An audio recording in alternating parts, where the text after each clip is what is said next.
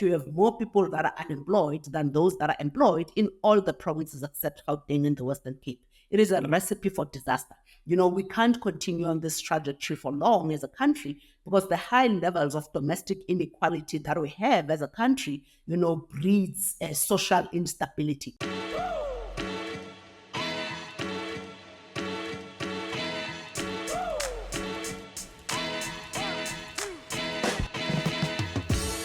Busisiwe Mavuso's voice has certainly been loud in holding government to account and in demanding action from leadership, but she's also been playing a key role in getting public-private sector collaboration working, a bit at creating an environment conducive to investment and doing business. She is, of course, the CEO of Business Leadership South Africa, and she joins me now. Busi, thanks so much for your time today. So we see, or rather hear you today as this overarching voice of business. But back in 1995, you started off in the financial sector. What a time to have been starting your career, right? So were there any particular lessons that you learned in those very early years that have directed you down the path you've walked since then, shaping the rest of your career?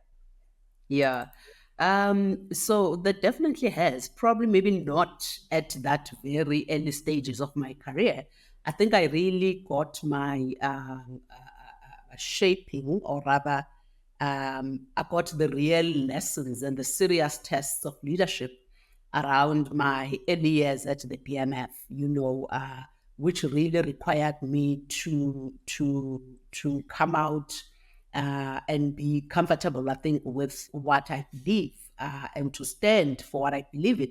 And I think that was really one of my leadership lessons, of being decisive, to not be a fence sitter, to choose a side, to take a position, even when you are critical inside about the decision that you're making. I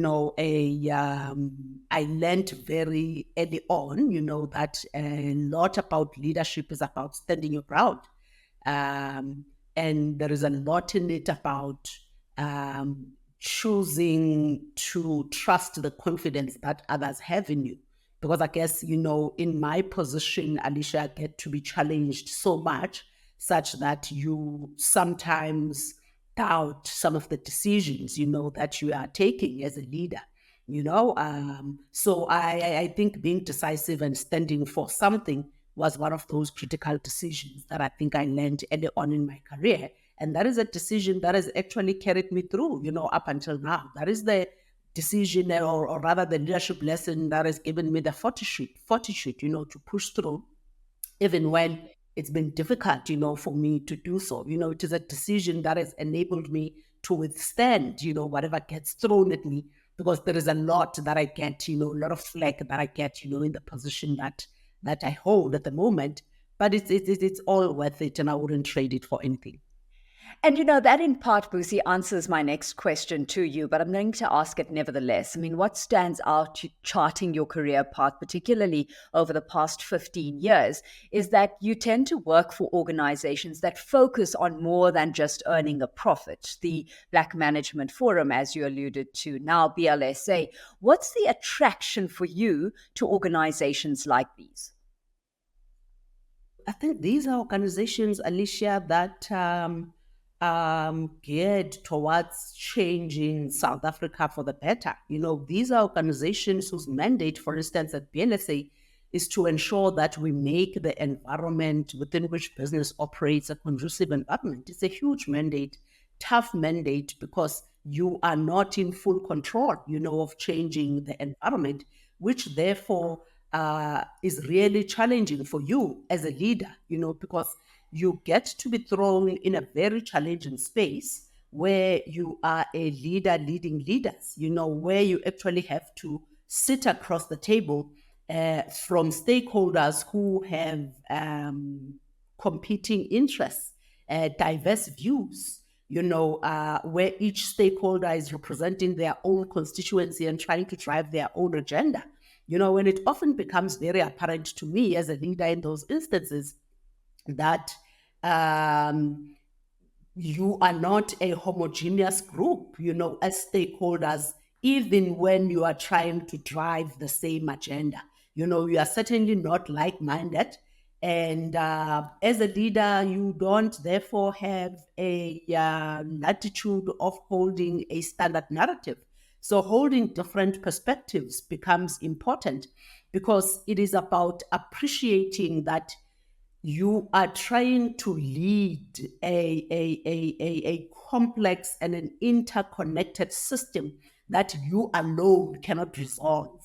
So it's a lot about holding various and even competing ideas and perspectives in your mind.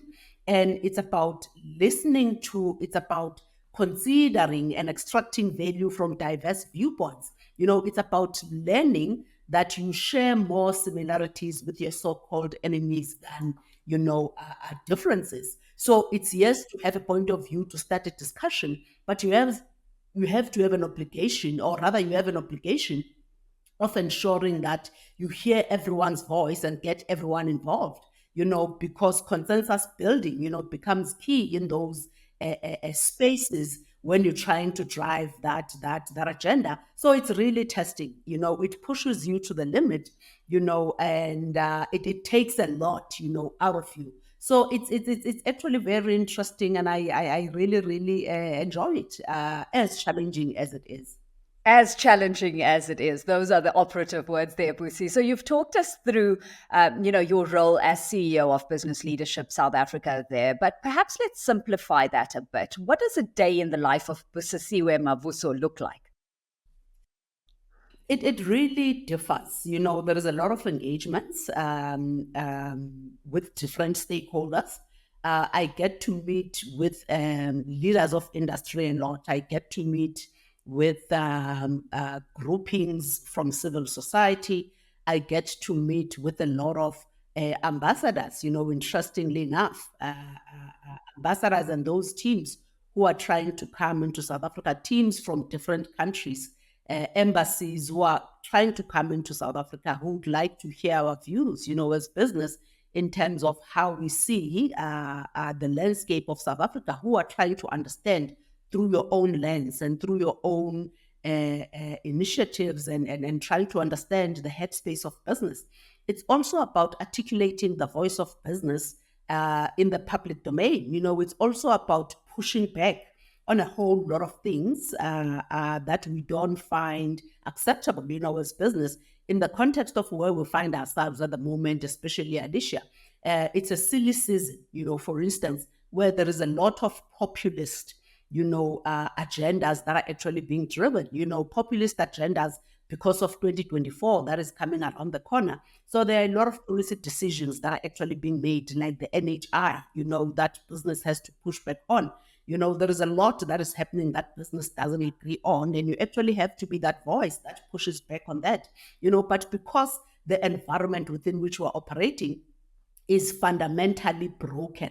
The center is not holding. There are a lot of initiatives, that a whole lot of other stakeholders and groupings are actually putting in place to try and solve for precisely what BLSA is trying to solve for as well. So you are actually being asked for collaboration, by a whole lot of stakeholders. I said, for instance, last week at GIBS, where we're trying to come up with a corruption framework, to look at how we can put in place a framework that can guide corporate South Africa in terms of how to navigate this very tricky space. So there is a lot of that, so it's a whole lot of conversations, a whole lot of collaboration, a whole lot of partnerships, a whole lot of articulating the position of business, a whole lot of giving hope as well, Alishia, giving hope without holding back on the truth. It is about a whole lot of trying to get people to understand the headspace of business and trying to see how business looks at this, entire thing, which is also very interesting. So not 2 days are the same, which is also very, as I've said, testing and challenging as well. So you've hinted there to some of the current projects that BLSA is involved with that you're particularly passionate about. And, collaborative effort, like you say, Busi, with government seems to be taking a whole lot of your time. Are you having to work hard at growing or even maintaining Business Leadership South Africa's membership? Or does the benefit of being a member speak for itself, providing this almost natural affinity to the organization?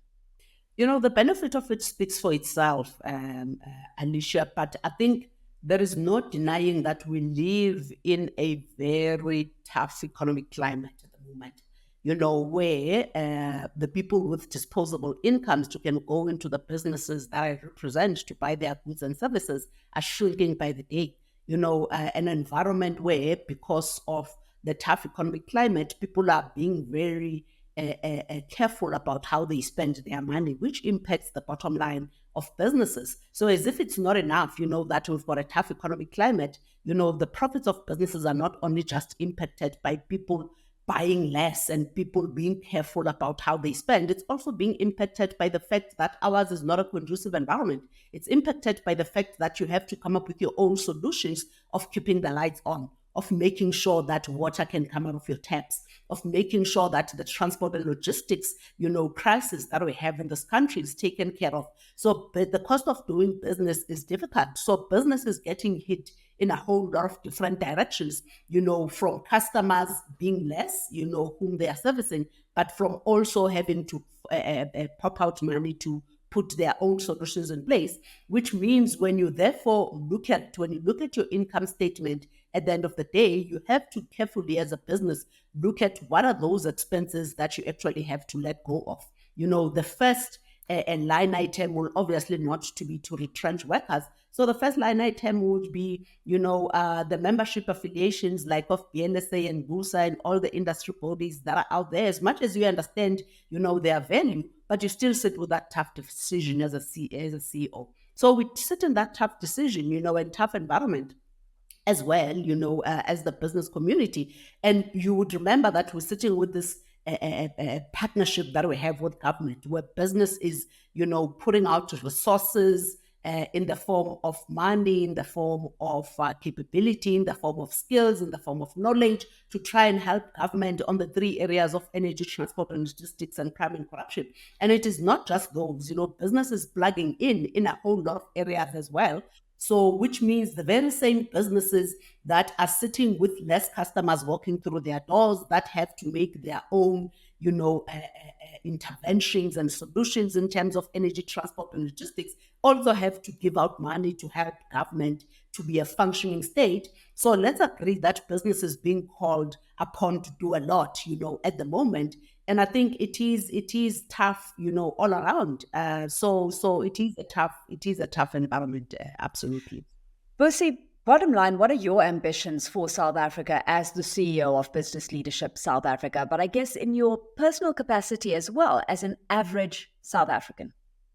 As an average South African, I would really like to see South Africa going back to its former glory, of being the gateway to the African continent in as far as investment is concerned. And I know that sounds like pie in the sky response, but that is important. And I understand that all too well, sitting in the position that I sit in, Alishia, because I know that if we don't get foreign direct investment, we're going to be in serious trouble, as a country, because we don't have enough domestic savings to get ourselves out of this economic rut. So trying to make our environment conducive to get investment is key. Trying to have the policy environment conducive and being business friendly is key, because that is the only way you get investment. And if we get investment, then we can have our economy growing at the right levels. And if our economy is growing at the right levels, you can therefore absorb the 42%, unemployment in terms of the expanded definition. It concerns me, Alishia, that you have more people that are unemployed than those that are employed in all the provinces except Gauteng and the Western Cape. It is a recipe for disaster. We can't continue on this trajectory for long as a country, because the high levels of domestic inequality that we have as a country, breeds social instability. You can't get investment when you have the high levels of social instability that we have.